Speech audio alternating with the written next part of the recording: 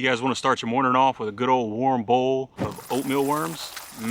How about for lunch you have a nice fresh CLT? That's cricket, lettuce, and tomatoes, baby. Then you can finish off your day with a nice hot plate of fly rice.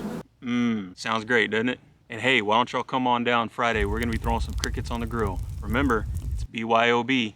Bring your own bugs. Now that's living the American dream. If we let them. I'm not doing it. Nope, I ain't doing it. No sir. Nope, no way. Not happening. Check out this recent news release from one of the largest food companies in America, Tyson Foods. It's on their website, y'all go check it out. This is from the article. Listen to this, guys.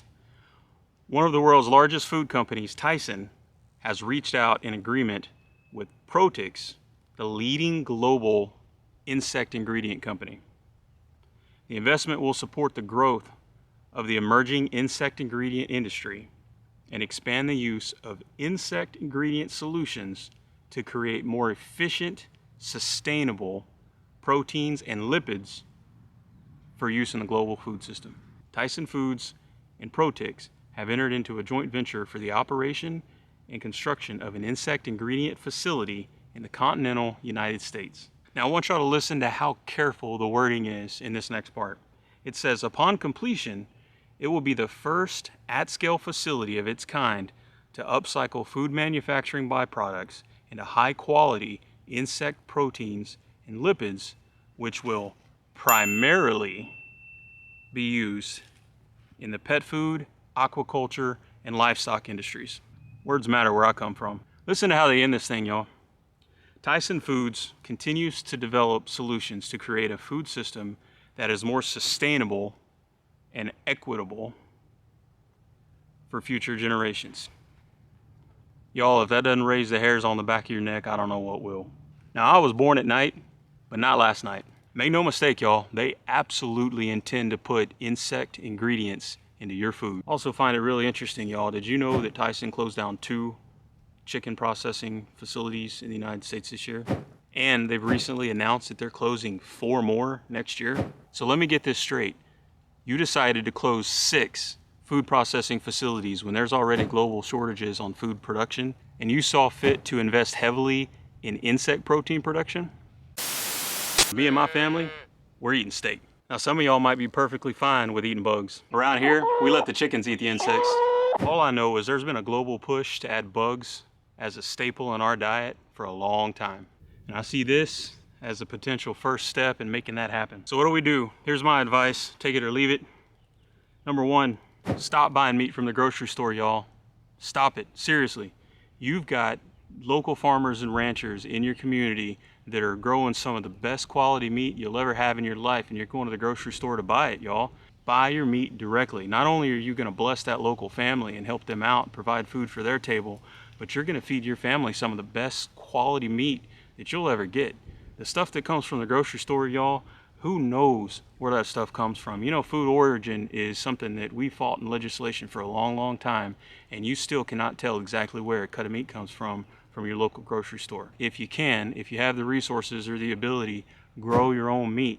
Not only is it rewarding, you get to teach your family and your kids and your next generations how to steward these animals, how to raise their own food, but you're gonna know exactly what went into that food. It really reconnects you back to the way food used to be years and years ago. This is a big one, y'all. Educate yourself on the ingredients in your foods.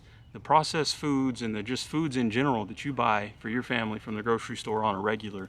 Educate yourself on the ingredients. Find out if those are things that you think are acceptable to be in the food that you're feeding your kids or yourself or your wife. Keep an eye out for future changes in those ingredients, because not only are there probably terrible ingredients in some of the foods that you're eating already, but they change ingredients all the time without letting you know. Those chicken nuggets that you feed your kids might be filled with mealworms sooner than you think. I don't know about you, but I'm not feeding my kids worms. I could do a whole video on it. There's just so much deception in the food industry, especially when it comes to livestock and livestock foods, but it's across the board, y'all. You mark my words, when they start to use insect protein more as fillers and replacement for, say, soy, guarantee you they're gonna come up with some trendy name to call it that would lead you with no ability to understand what it actually is without a lot of research, because that's how the food industry works, y'all. They're gonna call it something fancy, they're gonna use a scientific name, they're gonna do something to make sure that you don't see listed ingredient as worms, as bugs, as crickets, as insects.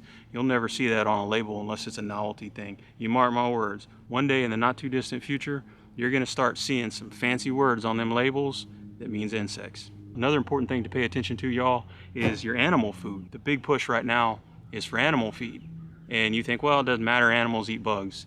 What's your animal's natural habitat? That's what matters. Chickens, perfectly natural. But what about livestock? What are livestock meant to eat? Livestock eat grass. Livestock are built to eat grass. They convert grass into steak. That's pretty good payoff if you ask me. Livestock were not designed to eat insect protein. Your little fur ball of joy, your dog, your cat, they thrive on animal proteins, but insect protein? What? Not so much. Number 4, y'all, the last piece of advice I got for you guys is prepping. And I don't mean tinfoil hat prepping, the sky is falling prepping. I mean reasonable actions that you can take to make sure that your family is provided for in the event of a natural disaster, a government collapse, anything like that. And what I mean by that is just keep a decent supply of food on hand, food that will actually last for a while. So that could look like canning. Learn how to can. Canning's actually pretty fun, and it's really not that hard to do. You can can fruits, vegetables, and meats for many, many years. Freeze dry food. If you have the ability to freeze dry some food. 25, 30-year shelf life on freeze dried food. Pack your freezer with healthy, locally grown meat. That way, we're not forced to eat the garbage from the grocery store in the event of some sort of a disaster, like say hurricane rolls through and the food supply has some sort of a shortage. Well, if all the grocery store is selling you is bugs and fake meat and China meat and whatever else, that's all you're going to be able to feed your family. But if you prepare just a little bit ahead of time, you're going to have something that's going to sustain your family, and you can feel good about that. I don't know, y'all. What do you think? Tell me, you think we're overreacting here a little bit? You think that they have good intentions and it's the end goal is not to feed us bugs? I don't know. Y'all comment down below. Let me know what you think. So they can eat all the bugs they want, but me and my family, we're eating steak. Love you guys. God bless.